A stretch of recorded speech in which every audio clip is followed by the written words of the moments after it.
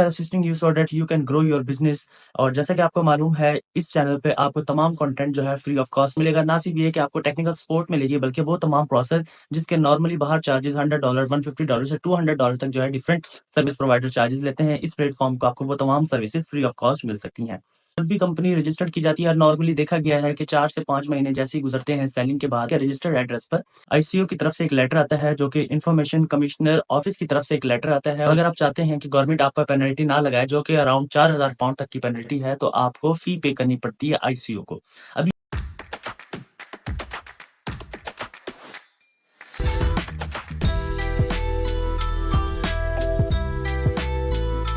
Assalamualaikum. Hope you are doing well. This is Sayyed Samran, Amazon business consultant, CEO and founder at the Eco Empire Consultancy. First of all, I welcome you all in our another video. And if you are a new viewer and you are watching this channel very first time, don't forget to like our video and subscribe our channel so that you don't miss any valuable content. We are assisting you so that you can grow your business.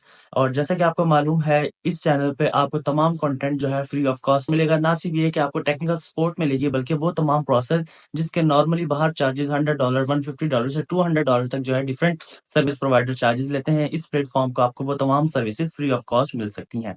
तो जैसा कि आपको मालूम है, आपको पता है कि जैसे ही बिजनेस स्टार्ट किया जाता है, either it is on Amazon और either it is on UK TikTok shop और either it is on eBay, तो जब भी कंपनी रजिस्टर्ड की जाती है, नॉर्मली देखा गया है कि 4 से 5 महीने जैसे ही गुजरते हैं सेलिंग के बाद, आपके रजिस्टर्ड एड्रेस पर, कंपनी के रजिस्टर्ड एड्रेस पर आईसीओ की तरफ से एक लेटर आता है, जो कि इंफॉर्मेशन कमिश्नर ऑफिस की तरफ से एक लेटर आता है, और जिसमें बताया जाता है कि आपके पास just 30 days and within a month you have time to fulfil all the legal requirements of the ICO. और अगर आप चाहते हैं कि गवर्नमेंट आप पर पेनल्टी ना लगाए, जो कि अराउंड £4000 तक की पेनल्टी है, तो आपको फी पे करनी पड़ती है आईसीओ को।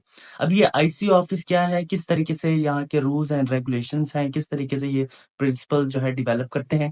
Basically ICO information commissioner office एक यूके का इदारा है, जो कि तमाम बिजनेस ओनर्स और तमाम कंपनीज को लेटर इशू करता है, और उनसे एनुअल बेसिस पर £40 जो फी है वो कलेक्ट करता है, अगर उनके एम्प्लॉयज जो है वो लेस देन 10 है। और साथ ही साथ जो फी कलेक्ट करता है वो £40 पर ईयर है।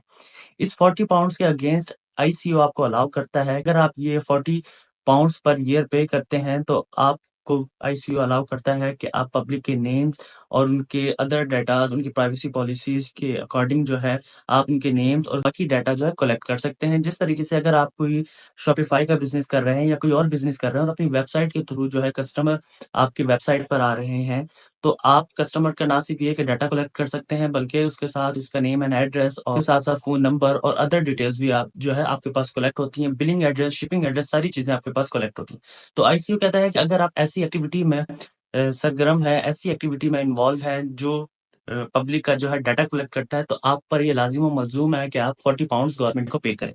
अगर आप ये £40 पे नहीं करते, तो आप पर £4000 का एक फाइन जो है एक पेनल्टी की फॉर्म में आप पर असाइन करती है। देखा गया है कि बहुत से लोग Amazon पर वर्किंग कर रहे हैं, टिकटॉक शॉप पे वर्किंग कर रहे हैं, या eBay पर वर्किंग कर रहे हैं, as a third party market place पर लाइक ऑन बाय और अदर प्लेटफॉर्म पर वर्किंग कर रहे हैं, जहाँ पे जो कस्टमर का डाटा है वो third party market place owner जो है वो कंपनी जो है डाटा कलेक्ट करती है।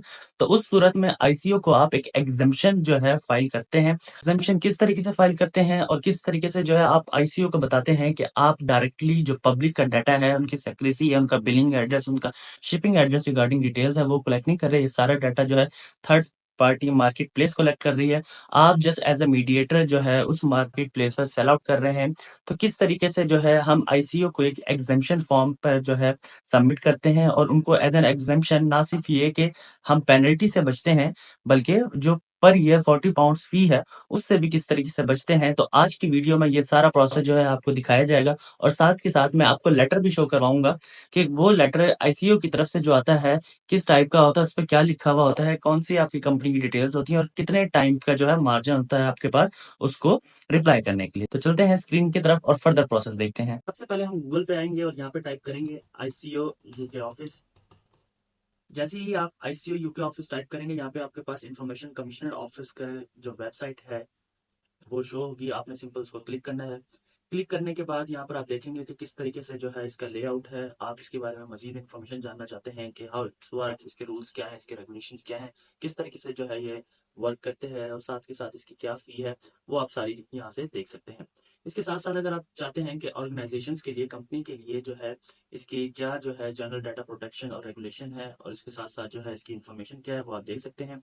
यहीं पर लिखा हुआ है पे fee and renew for a registrar DPO.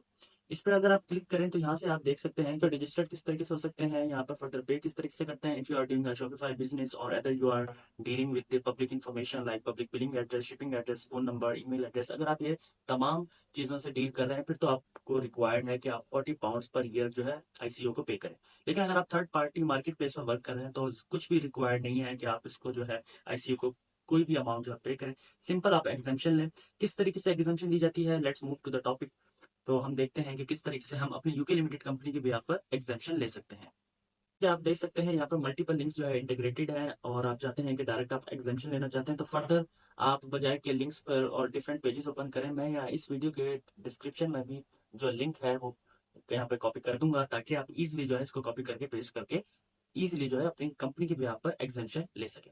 तो चलते हैं एग्जामेशन की तरफ। सिंपली हम लिंक को जो है यहाँ पर पेस्ट करते हैं और चलते हैं एग्जामेशन की तरफ। जिस तरीके से आप देख सकते हैं कि आप डायरेक्टली भी जा सकते हैं और फर्दर ऑर्गेनाइजेशन के बाद डाटा प्रोटेक्शन फी, फिर एग्जामेशन और एग्जामेशन फॉर्म की तरफ भी आप आ सकते हैं। यहाँ पर अगर आप एग्जामेशन फॉर्म को पढ़ें तो ये कह रहे हैं कि if you know your company is exempt from paying the data protection fee and why please complete this form. अगर आप देखते हैं कि आपकी कंपनी जो है डाटा प्रोटेक्शन फॉर्म की फी से जो है एग्जाम्प्ट है तो आपने ना सिर्फ ये कि रीजन बतानी है बल्कि अपनी कंपनी की डिटेल्स भी पुट करनी है। आगे फर्दर जो है आपको बता रहे हैं कि after you submit this form we may wish to follow up with you if you require further details. You should keep a record of why you think you don't have to pay the fee in case we challenge you in this future. मतलब लाजमी नहीं है कि आप जो है ऐसी random information डाल दें। जो इन्फॉर्मेशन है वो 100% करेक्ट होनी चाहिए, किसी किस्म की कोई फैब्रिकेटेड इन्फॉर्मेशन या कोई झूठ वगैरह नहीं होना चाहिए। 100% ऑथेंटिक इन्फॉर्मेशन आप पुट करें ताकि इन फ्यूचर अगर किसी भी सूरत में वो आपको कोई चैलेंज भी करते हैं तो आपको अपनी स्टेटमेंट याद हो कि आपने एग्जैक्टली वहां पर क्या सबमिशन की थी। तो यहाँ पर ये बता रहा है कि if you would like to check whether you need to pay before submitting this form you can take our handy self assessment. आप इसकी सेल्फ असेसमेंट को भी जो है वो देख सकते हैं और यहाँ से जो है फर्दर जो है स्टार्ट नाउ पे क्लिक करके आप देख सकते हैं वो एक फर्दर फॉर्म आएगा जहाँ पर आपसे मल्टीपल क्वेश्चंस होंगे और उन क्वेश्चंस के जब आप आंसर देंगे तो वहां से आईसीओ को आइडिया हो जाएगा कि आप पर प्रोटेक्शन फी अप्लाई होती है या नहीं। हमें पता है कि हम जो बिजनेस कर रहे हैं वो directly third party market place पर अमेजॉन ईबे पे कर रहे हैं तो किसी किस्म की जो है यहाँ पे डाटा प्रोटेक्शन फी जो है वो हमें रिक्वायर्ड नहीं है। तो सिंपल हम एग्जामेशन के पास आएंगे, यहाँ पर एग्जामेशन के टैब में आके डिक्लेरेशन पे क्लिक करेंगे। I am certain that my company is not required to pay a data protection fee to the ICO under the Data Protection Act Regulation 2018. Have you completed our self assessment? आप इसको yes पर click कर दें। आगे वो further पूछ रहा है कि what is the nature of your business. अब यहाँ पर जो आपकी नेचर ऑफ बिजनेस है वो आप मेंशन कर दें।